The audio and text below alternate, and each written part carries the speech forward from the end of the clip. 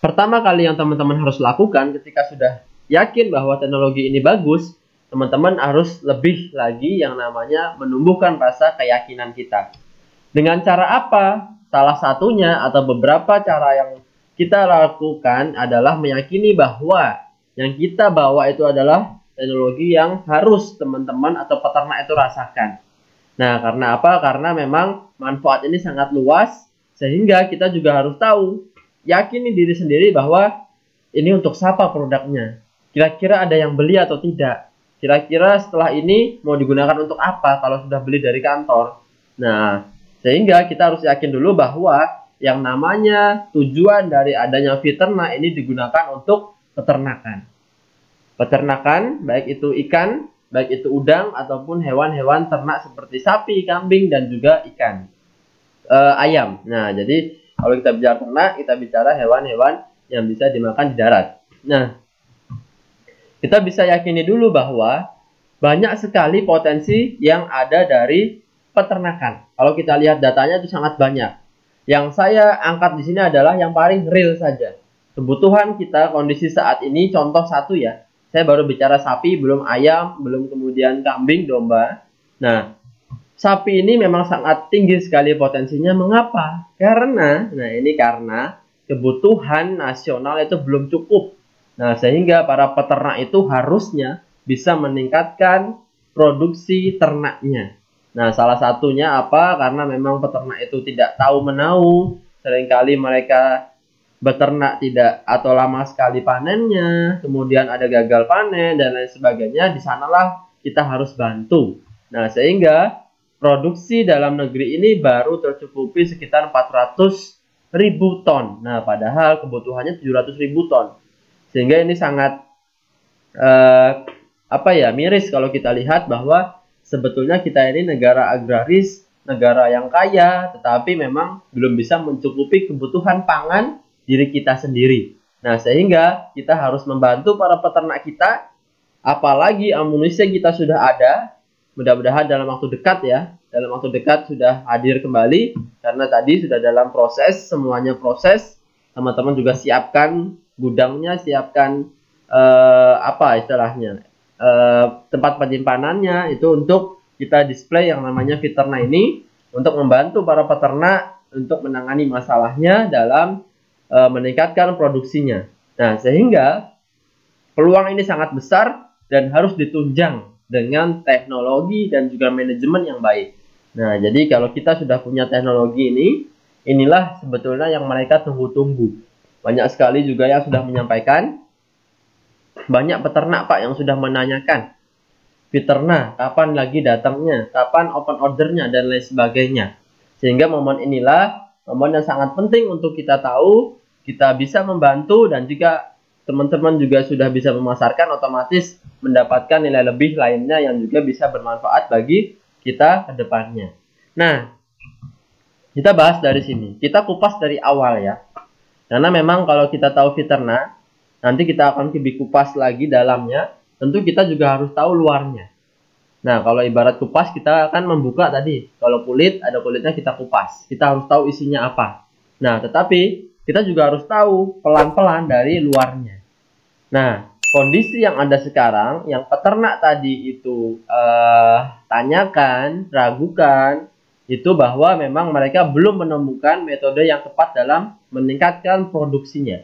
Sudah pakai obat A, obat B, obat C, vitamin A, vitamin B. Nah, ternyata memang dari segi kecocokannya, kemudian dari bisa tidak si hewan ternak itu menggunakan, karena kalau kita tahu bahwa seringkali kalau obat-obatan di luar sana itu hanya khusus, contoh hanya obat yang diberikan untuk ayam, nah otomatis tidak bisa diberikan untuk sapi, tidak bisa digunakan untuk kambing. Nah, ini bahaya. Ketika digunakan untuk kambing, ternyata menimbulkan efek yang kurang baik, yang negatif. Sehingga yang diperlukan teknologi ini oleh para peternak, yang pertama kita akan bahas dulu yang bisa dilakukan atau diaplikasikan oleh seluruh hewan ternak. Nah, jadi nanti akan kita kupas ya, apa saja kemudian yang bisa menggunakan, kemudian apa yang nanti menjadi nilai utamanya juga.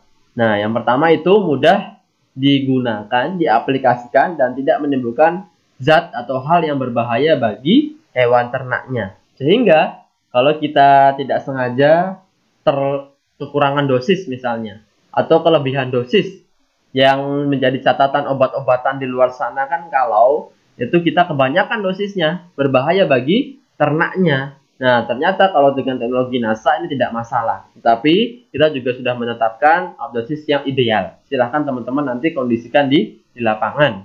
Kemudian bisa juga digunakan untuk seluruh hewan ternak dan juga baik skala industri maupun tradisional. Nah, kemudian yang kedua, teknologi ini memang sangat luar biasa karena dengan hanya ini kurang lebih 500 mili ya, 500 cc itu kita bisa gunakan untuk berkali-kali lipat. Nah, jadi nilai daya gunanya sangat luar biasa. Selain dari daya guna manfaat, daya guna penggunaan itu juga sangat hemat. Untuk satu misalnya, untuk satu ekor sapi hanya satu tutup per ekor per hari atau kurang lebih 10 cc. Karena satu tutup ini 10 sampai 12 cc ya. Jadi teman-teman nanti takarannya juga nanti akan kita bahas. Kemudian yang kedua adalah dari segi manfaatnya. Kita juga akan bahas nilai guna dari manfaatnya apabila kita sudah gunakan teknologi NASA ini. Kemudian kalau dari segi biaya, tentu dalam hal ini sangat bagus kalau kita bandingkan dengan hasil panennya. Nah, jadi bandingkan dengan hasil panennya. Dan harga relatif terjangkau dan disertai dengan pendampingan dari teman-teman sekalian. Nah, ini kami wanti-wanti mungkin ketika teman-teman itu sudah memasarkan, sudah melepas produk kita, sudah closing, tentu dalam hal ini tidak membiarkan begitu saja. Tentu yang namanya peternak juga harus tahu dan kita juga harus tahu bagaimana hasil yang sudah menggunakan. Ini untuk apa? Untuk himpunan data kita juga, untuk juga memudahkan testimoni. Nah, seringkali teman-teman yang sudah berkecimpung di lapangan tentu sangat diperlukan, sangat penting yang namanya testimoni. Untuk apa? Untuk membuka pasar-pasar yang baru. Nah, sehingga disertai dengan pendampingan ini sangat penting dilakukan oleh teman-teman mitra usaha NASA. Nah, apabila nanti ada yang mungkin belum mengikuti materi atau belum memahami dan lain sebagainya, bisa juga atau boleh langsung tanyakan pada kami di konsultasikan kepada TS PT Natural Nusantara dalam hal ini untuk peternakan dan perikanan. Itu ada saya sendiri, Pak Dimas, dan juga ada Pak Agus Hakim. Baik, kita kupas dulu yang pertama ya, bisa digunakan untuk seluruh hewan ternak. Nah, hasil utama dalam peternakan, nah ini teman-teman kalau ada yang belum tahu, hasil utama dalam peternakan itu adalah protein hewani. Protein hewani tentu ada hasil utama dari 3 bagian. Nah, jadi kalau kita tahu, kita harus memahami bahwa ternak itu tujuannya untuk apa? Nah, itu utamanya ada 3 hal. Yang pertama ada untuk penghasil atau menghasilkan yang namanya daging. Nah, jadi kalau kita berkunjung ke ayam broiler, itu pasti tujuan dari peternakan ayam broiler tersebut adalah untuk menghasilkan daging. Sehingga targetnya adalah cepat untuk gemuk. Nah, cepat untuk gemuk, cepat untuk besar, kemudian waktu panennya singkat dan lain sebagainya. Tetapi berbeda apabila kita datang nanti ke ternak unggas lainnya seperti ayam petelur. Nah, karena tujuannya itu sudah berbeda. Nah, sehingga teman-teman juga harus memahami, jangan kemudian disamakan misalnya dosis antara ayam broiler dengan ayam petelur, kemudian mekanisme-mekanisme ataupun manajemennya dan lain sebagainya. Tetapi secara umum, secara praktisnya itu mirip, tetapi tetap jangan sampai karena kita salah memahami sehingga para peternak nanti meragukan. Nah, misalnya kita ke ternak petelur, kemudian kita bertanya kepada para peternaknya, Pak, ini bobotnya berapa? Kemudian panennya nanti berapa lama? Nah, itu pertanyaan-pertanyaan yang seharusnya ditujukan untuk ayam broiler, ayam pedaging. Nah, jadi hal-hal seperti itu mungkin yang sederhana teman-teman harus ketahui. Kemudian kalau di petelur yang ditanya apa? Apakah yang ditanya bobot badannya? Tidak. Walaupun itu juga penting menjadi parameter untuk ternak-ternak dewasa yang sudah berproduksi telur, tetapi kita juga harus tahu hasil utamanya adalah telur. Sehingga kita juga harus tahu apa hasil utamanya, yaitu telur. Sehingga yang kita tanyakan adalah persentase telurnya. Nah, jadi bukan berapa bobot badannya sekarang, tetapi kita tanyakan persentase telurnya itu berapa banyak Pak sekarang. Nah, jangan sampai kemudian kita tidak tahu dan salah. Dan idealnya persentase itu sampai dengan 90%. Itu yang bagus. Produksi telur harian itu sekitar 90-95% itu sudah berada di puncak produksinya. Nah, sehingga teman-teman juga harus mengetahui. Dan penghasil selanjutnya adalah selain daging dan juga telur, peternakan itu penyumbang protein hewani, dalam hal ini penghasil susu. Nah, jadi 3 hasil utama dalam peternakan itu adalah daging, susu, dan juga telur. Jadi teman-teman juga harus memahami apa tujuan dari masing-masing peternak itu budidayakan. Kalau ada ayam potong, tanyakan berkaitan dengan ayam potong, dosisnya ayam potong. Kalau sapi perah, juga nanti ke perah yang hasil susu. Nah, teman-teman tidak perlu khawatir. Kemudian, apakah peternak ini hanya digunakan untuk daging? Apakah digunakan untuk susu? Atau apakah hanya digunakan untuk telur? Untuk ternak petelur? Nah, teman-teman di lapangan, peternak dan juga mitra kita yang sudah terjun langsung, itu memberikan hasil yang positif, yang bagus untuk ketiga-tiganya. Nah, sehingga teknologi NASA ini juga bisa digunakan untuk seluruh makhluk hidup. Bahkan kalau tidak sengaja terminum oleh kita, tidak masalah. Nah, bahkan dulu ada juga yang digunakan untuk keseharian diminum. Nah, tetapi ini tidak kita sarankan, karena yang namanya peternak ini disarankan untuk hewan ternak, walaupun juga bisa. Nah, jadi seperti itu teman-teman, ini bisa juga digunakan. Dan hasilnya nanti bagaimana Pak? Apakah nanti yang susu ini malah nanti hewannya menghasilkan daging gemuk? Nah, apakah ayam petelurnya nanti gemuk? Nah, itu padahal targetnya adalah telur. Nah, tetapi itu juga perlu teman-teman ketahui bahwa dengan menggunakan teknologi NASA ini juga langsung targetnya adalah sesuai dengan apa yang diproduksi oleh hewan ternaknya. Baik itu dia penghasil daging, penghasil susu, ataupun telur, itu sudah langsung otomatis ke sana. Contoh, kalau kita berikan ke sapi perah. Nah, berarti dia yang meningkat adalah produksi susunya. Bukan lagi ke dagingnya dan lain sebagainya. Tetapi dia langsung fokus ke target utamanya, produksi utamanya, yaitu susu. Berbeda dengan petelur. Nah, kalau petelur itu memang targetnya bukan lagi daging, apalagi bukan berarti susu. Nah, karena ayam itu tidak menyusui, otomatis targetnya adalah telur. Nah, sehingga apakah targetnya nanti ketika kita gunakan ke ayam petelur adalah susu, adalah daging? Tidak, tetapi targetnya berpindah lagi ke telur. Nah, ini udah otomatis, sudah mekanisme kerjanya langsung ke target produksinya. Nah, bagi teman-teman yang belum mengetahui, mungkin ini sedikit ulasan saja. Untuk macam-macam hewan ternak, bisa dilihat juga macam-macam yang ada di lokasi teman-teman. Silahkan di apa istilahnya, di prospeknya atau diberikan informasi berkaitan dengan teknologi NASA.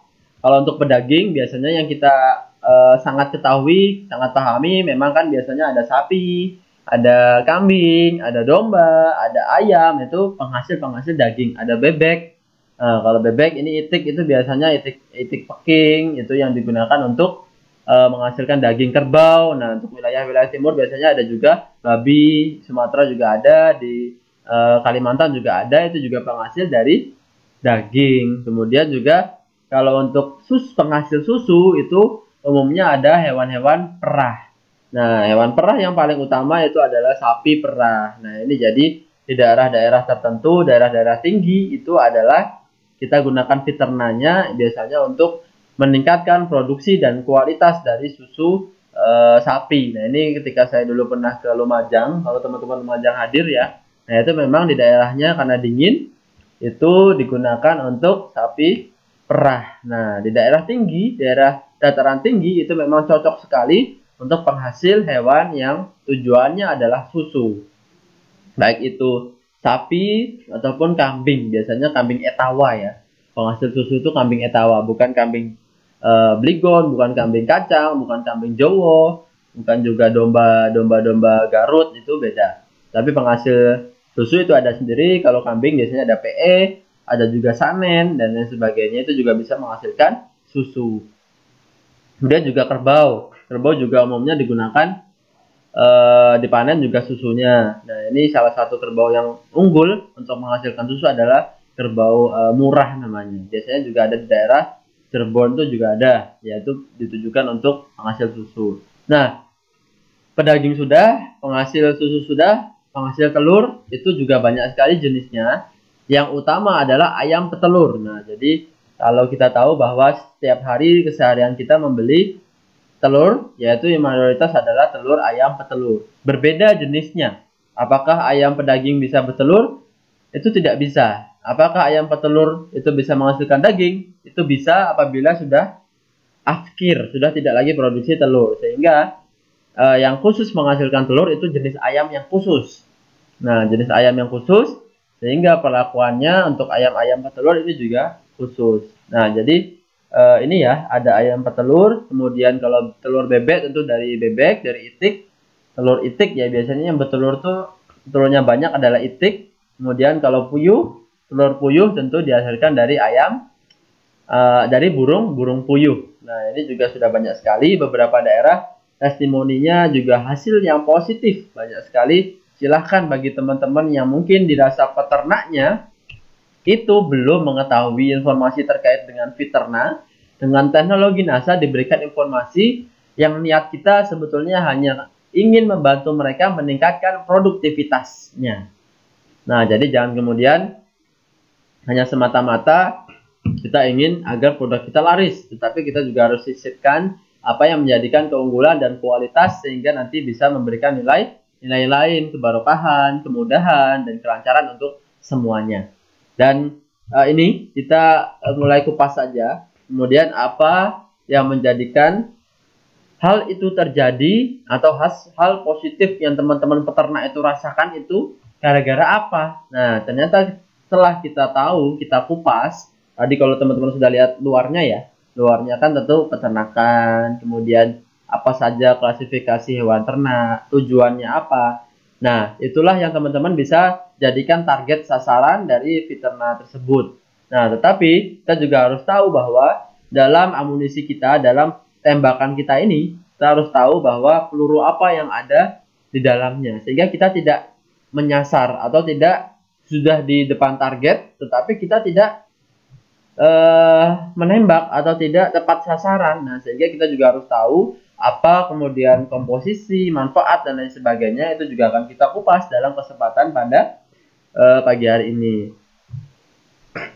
Untuk komposisinya, teman-teman bisa lihat di layar. Yang pertama, memang kita tahu bahwa teknologi yang memang dibutuhkan oleh para peternak itu untuk menghasilkan daging yang cepat, yang juga berkualitas. Tentu kita hadirkan, kita isi, kita masukkan dalam komposisi, yaitu adalah sumber protein. Nah, jadi kalau sudah ditanyakan, apa ini kandungannya? Kandungannya adalah proteinnya ada, mineralnya ada, asam-asam lemaknya ada, VFA ya, volatile fatty acid, kemudian juga ada vitamin. Nah, jadi teman-teman harus tahu kandungan ini juga sangat lengkap. Ini juga sudah sangat mudah digunakan oleh hewan ternak. Asam aminonya macam-macam ya. Asam amino ini apa? Asam amino ini pembentuk protein. Nah, jadi kalau kita ambil contoh, hewan ternak itu makannya rumput ya. Tentu ini hewan ruminansia. Misalnya sapi. Sapi makan rumput, yang dimakan dihancurkan adalah rumputnya di mulut. Ketika sudah hancur, ditelanlah masuk organ pencernaannya sampai dengan usus. Di usus halus itu dihancurkan lagi sampai berbentuk bubur. Di rumen ya, di lambung sapi itu untuk dilakukan penyerapan setelahnya. Nah, jadi setelah masuk di rumen dulu, nanti masuk ke usus. Di dalam usus ini ada proses penyerapan. Yang dicari, yang diserap adalah protein. Nah, ketika di rumen di lambung tadi sudah dihancurkan membentuk halus, masuk ke usus, kemudian ada yang namanya protein, ternyata bukan langsung proteinnya, tetapi nanti protein dipecah lagi jadi asam-asam amino atau asam amino. Nah, sehingga ketika ini sangat kompleks dari luar, harus dari rumput dulu, pakannya harus bagus, kadar proteinnya tinggi, ini langsung saja kita hadirkan di dalam komposisi peternak. Ini adalah asam amino yang langsung siap diserap oleh tubuh ternak. Jadi langsung untuk penghasil atau target produksinya segera terpenuhi. Karena tadi kalau memang targetnya adalah daging, dia langsung membentuk daging. Kalau targetnya adalah telur, membentuk telur. Kalau susu, perah, itu adalah menghasilkan produktivitas susunya. Nah, kemudian bukan hanya itu, tapi juga ada mineral. Tentu, misalnya ya, contoh, ketika sudah membentuk daging, tetapi tidak ada mineral yang membantu untuk memberikan tempatnya, mangkoknya. Nah, ibaratnya kita kalau mau makan soto apa bakso ya, misalnya itu soto itu daging, ataupun bakso itu daging. Nah, dagingnya ada banyak dibungkus plastik. Nah, ternyata tidak ada wadahnya, tempatnya, tulang ya. Kita anggap mangkok itu tulangnya atau pelekatan dagingnya itu. Akan nanti percuma terbuang. Nah, sehingga agar konstan, agar sesuai, agar proporsional, tentu kita harus membuat organnya dulu, mineralnya ini terpenuhi, kemudian nanti baru diliputi oleh sel-sel baru. Dalam hal ini adalah dagingnya.